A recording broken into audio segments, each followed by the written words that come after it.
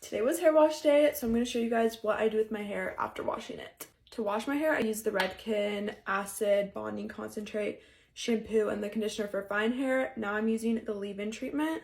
Then just to make it easier to brush, I use this Aveda leave-in spray.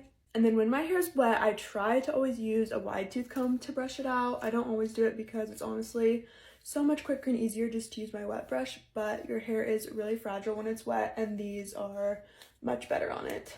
I have been trying to use less heat on my hair, especially on hair wash days because my natural hair looks best on hair wash days, but I am going to use heat today because my fiance is a student coach for K-State football and we have to go to a lunch at one of the coaches' houses, so I want my hair to actually look cute today.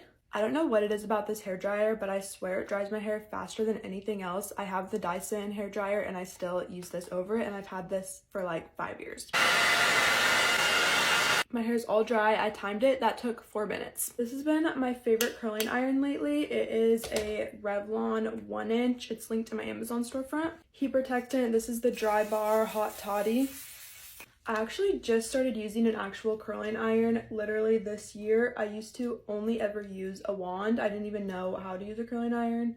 Make sure you hold the clamp part towards your face. Clamp the hair, twist, loosen a little bit, twist, loosen, twist, and release.